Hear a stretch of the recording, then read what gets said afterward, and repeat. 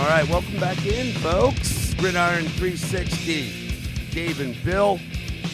We'll move forward with NFL free agency conversation, and we are in the NFC West on our third team, the Seattle Seahawks, who currently sit with the number 28 pick in this year's 2020 NFL Draft. Seattle is, in terms of cap space, the best position in their division.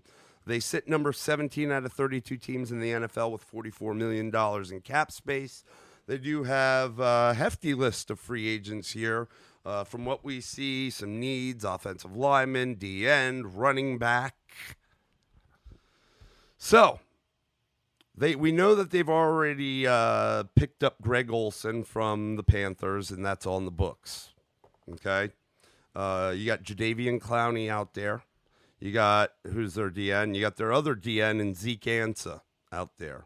You have Michael Hendricks, outside linebacker. Two of their starting linemen, George Fant, tackle, and Mike Iupati, guard. Okay. I think, three. George Affetti, right tackle. Okay. Wide receiver, we know they have Tyler Lockett, and then their draft pick in DK Metcalf. But they do have backup receivers that are free agents. Josh Gordon, Jerron Brown. We know the issues with Gordon. Jerron Brown has been with Arizona and Seattle. It's kind of like back and forth, but he plays a good third receiver or even four if he's rotating in. I don't think he's a lot of money. Running back-wise, we know they have Chris Carson. Got a little banged up at the end there. Rashad Penny came on, started to appear to take more of the lead back role, and then he got seriously injured at the end of the year. They went out and picked up Marshawn Lynch for their playoff run. And so he's another back. He's a free agent. CJ Prosise is a free agent. He's another back on the depth chart. So we were talking about tight end. They brought in Greg Olsen, Luke Wilson, and Jacob Hollister are free agents, but they also have Will Dissly, who showed some stuff, got injured. Robert Turbin, another quarterback that's out there in free agency for them. Wide receiver David Moore, who's played somewhat of a role here and there, is also out there in free agency. Got some holes that they could fill. We've talked about it before. They've seemed to manage their way through with or without several seasons there. They're always a strong team and always a contender in that division. What do you think here, brother? What's in Seattle's best interest as we move into next year? Well, I think that the toughest spot that Seattle's in right now is going to be in the defensive front. I think again, we've talked about this over and over again. We'll keep repeating it as we go through these casts, but they have to, they got to make a decision on Jadeveon Clowney. He's going to command a number because he's one of the top guys out there. And the question is he worth it? He did show there was some question as to whether he could prove to be the guy. There's a guy that played with J.J. Watt a lot. But J.J. Watt was also injured and played well at times on his own. But I thought played pretty well for Seattle last year. But the question is he going to be worth the dollars?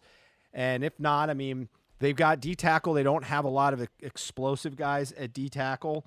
So I think, they got to kind of look at that front and determine what they're going to do. They certainly have to re-sign the O-line. They do have some flexibility. I mean, I think they're covered in receiver. I think they're covered in tight end right now. They got to, the health thing has to come out at running back. Is it worth, moving on and going and drafting, moving on from like a Chris Carson? But that question's going to come into play is how healthy is Rashad Penny going to be, being that he was hurt, I believe, in the second to last week of the season or third to last. So is he able to recover in time where then you go out and you draft? Now, if you think that Rashad Penny could be okay either by the start of the season or maybe 3-4 weeks into the season, and then you could live with Chris Carson before that. Chris Carson, one of his challenges is he gets into his fumble modes which can be kind of deadly to an offense, especially one like theirs that relies very heavily on the running game between not just the running backs, but also Russell Wilson's ability to extend the play.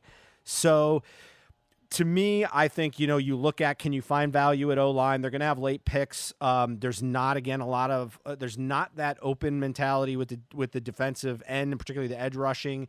They've got some good linebackers in, obviously they got their second highest cap hit is Bobby Wagner. They got him locked up for a while. But it's going to be about what they do at the edge. I think they can find value at running back if they determine they can get Rashad Penny in time. It might be time to move on from Chris Carson because I love the value that's out there. I keep restating that too as well. But, this is a team that's got guys, like they've got a left tackle in Dwayne Brown. He's not going anywhere. They've got their center, Justin Britt. He's locked up. He's not going anywhere. Those are two high hits. But they also have, DJ Fluker. Now, he could be a cut guy if you don't want him. But he was serviceable. He didn't live up to his draft status, certainly, and now they got him. But I think what this team needs to look at, their secondary, we talked about all this year, like this is no longer the Legion of Boom. Yeah. But slowly but surely, they started to develop some of these young guys. The question's going to be what they're going to do at safety. They've got $10 million tied up between two of their strong safeties, McDougal and Diggs, with very limited dead money there. And they just bought Diggs in. Right. So do they want to move on from, like either Bradley McDougal, in order to, spend that money somewhere else? They've got, I think, a very good corner in Shaquille Griffin out there. So I think he's not, I wouldn't call him lockdown, but he is very solid corner. So you got some strength there. I think to this team, it's getting the pass rush. They've got to figure out how to pass protect better in order to, because they had some pretty high scoring games last year against some teams probably they shouldn't have been as high scoring against. So to me, this is a team.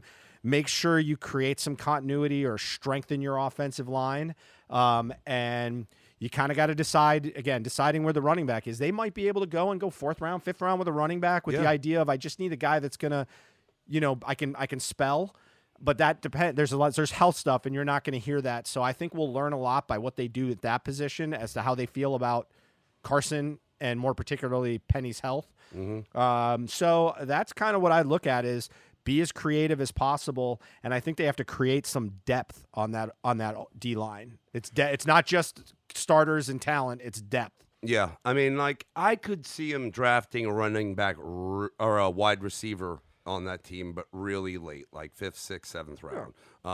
And there might be some value. I don't know. They could, I think that'll depend on whether they decide to re-sign some of these wide receivers, like Gordon, which I don't think they will with his issues.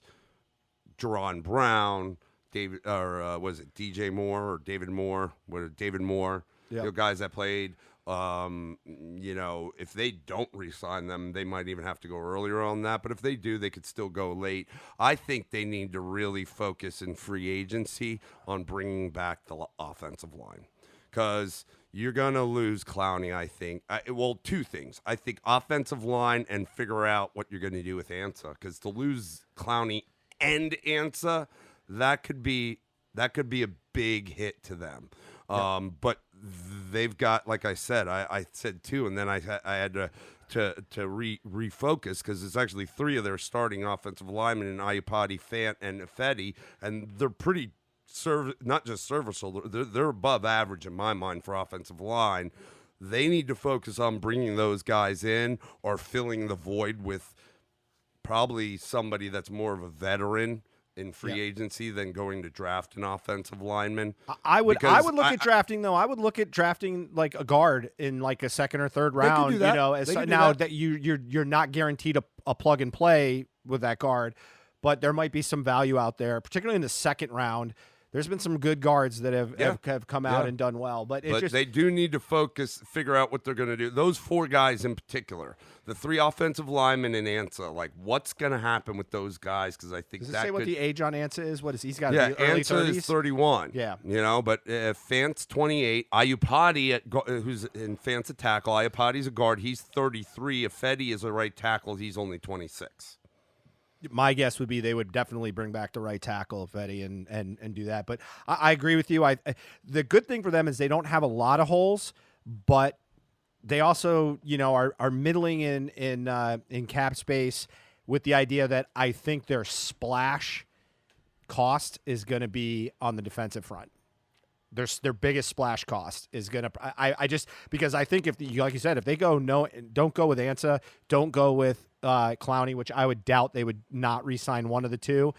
But Ansa also at this point in his career, he's not going to be he can't be your main pass rusher, or you better bring in some talent on the other side, either find it in the draft or whatever. But Clowney has proven that he's not a premier pass rusher in my mind. He doesn't fit in that Von Miller, Khalil Mack kind of pass rushing edge, but he is strong enough that if you build the rest of the team, the rest of that front seven around him, he can be a valuable piece, I think. But what's it going to cost you? Yeah. I mean, I'm looking. I mean, it's something that if they don't, I don't see Clowney going back there. And if they don't find a way to bring Ansa back, and I agree with you, he's getting older, then that's where their focus in terms of, I think the draft needs to be. I think they need to try. Yeah, but where is it? That's the problem. Where is it? Well, I mean, there are some guys at 28. There are some guys. I mean, who knows what happens with Epineza? You got the kid Gross Matos out of Penn State. You got Zach Bond. Wasn't he Ohio State? Yeah. Or was he Utah? No, something? He was Wisconsin. Oh, Wisconsin. Zach but Bond. Here's your problem: that you're looking at a smaller size guy. So the reality is, if you're not building up that interior. Because if you get guys like those last two that are commanding double teams, because the kid from Penn State is a speed rusher. Yes, he's not a manhandler. So and you look at it and you go, Clowney kind of is that. I mean, he's got some physical dominance to him. He can't always line up and run you over, but Ansa's a bigger guy. He can play a physical D end type. You gotta figure out what that balance is going to be, I guess, is my point. Yeah, I mean, you've got guys out there like D tackle from Auburn, D lineman Marlon Davidson. Yep. He's listed as the 72 player on the board. He's a good player, great for your interior. Yep. I mean, how old? How old is Russ? He's got to be pushing 28, 29, I would guess. That would be. I'm trying to think. What if they were to do something, and I'm not saying early. Trade Russ to the Bears. No, but pick up a guy in maybe the second or third, because I think he gets. He's 31. He's actually over 30. He's been up there. Jake Fromm. Almost kind of, has some similarities to Russ.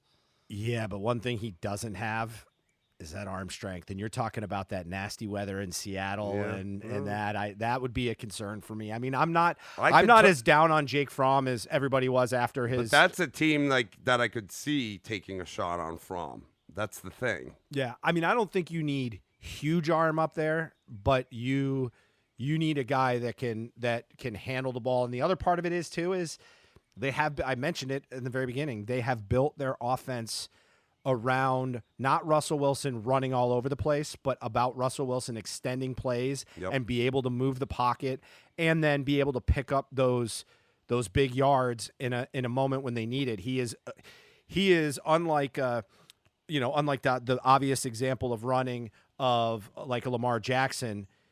But I will tell you, Russell Wilson might be the most elusive quarterback.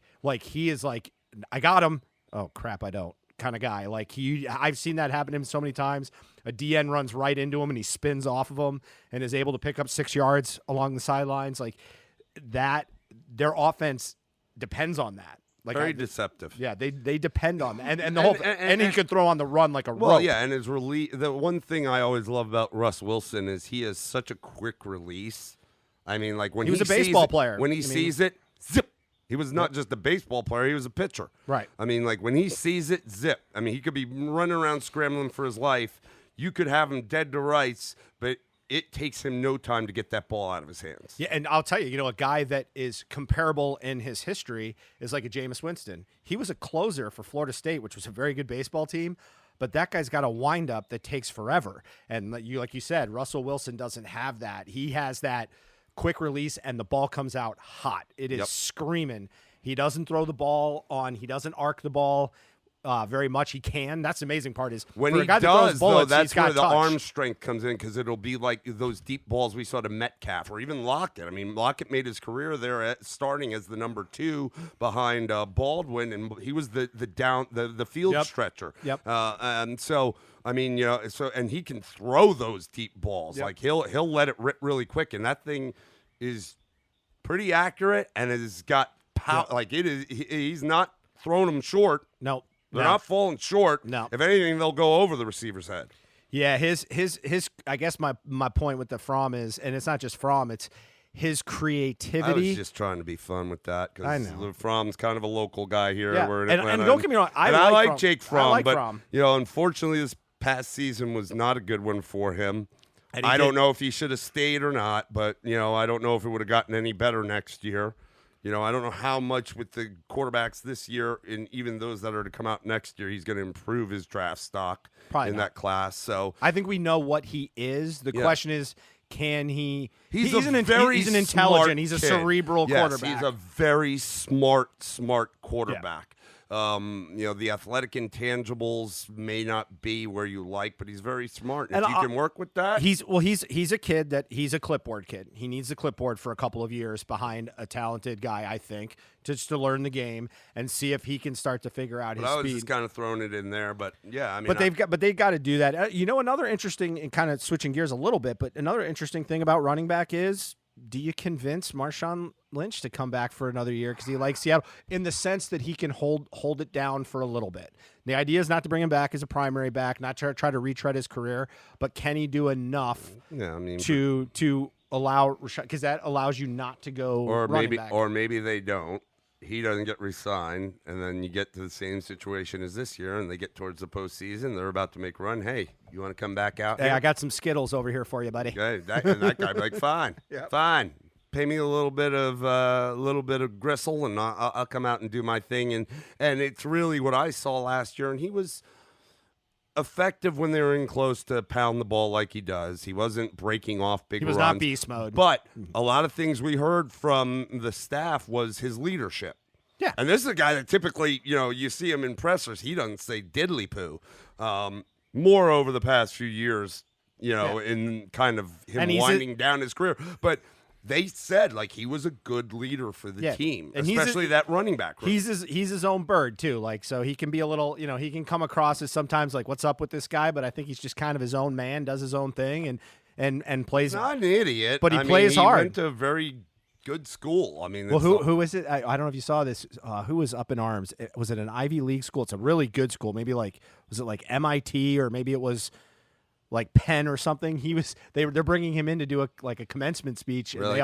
everybody got all up in arms and angry about it. But remember, this kid went to Berkeley. Yeah, I mean, he's not a dummy. Not an idiot. You may portray him as that by his appearance and his actions, but he's not an idiot, dude. I said that years ago when he was one of the prime backs in the league, and you'd see him in a presser, and again he doesn't say anything. Yep. And it makes you believe on the surface who the this guy? But he's not a dummy, dude. No, he's not a at dummy. all. People are calculating. Yep. So, all right, where are we at there? We're just under 20, Yep. huh? All right, that's good. I mean, I think we touched on Seattle. I mean, we started off saying this is one team that always seems to be there and be in contention, especially in their division, if not in the conference.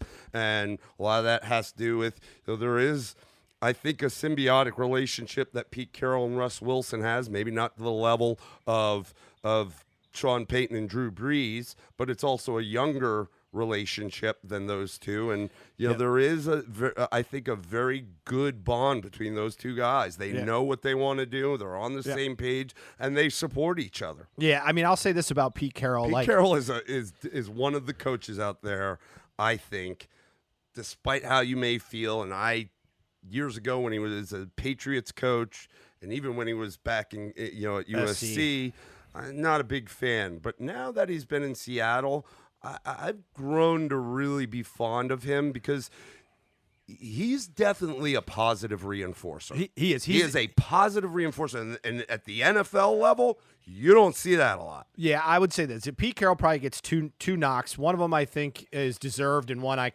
reserve judgment because there was really nothing came out.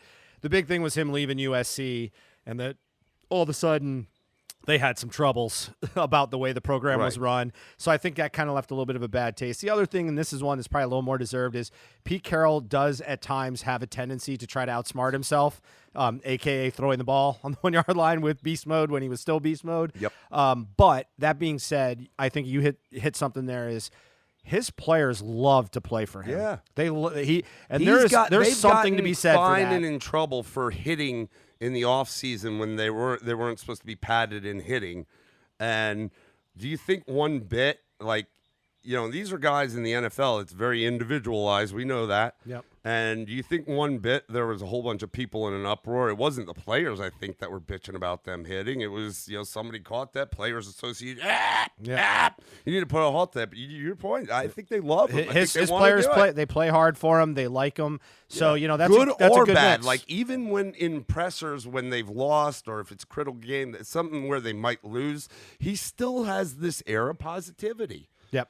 So, and it's managed well for them. So, all right, good for Seattle. We anticipate they'll once again be in the mix. So, we'll stop Seattle there, and we will pick up with the final team in the NFC West and in the NFC conversation before we go to AFC. And that is the San Francisco 49ers.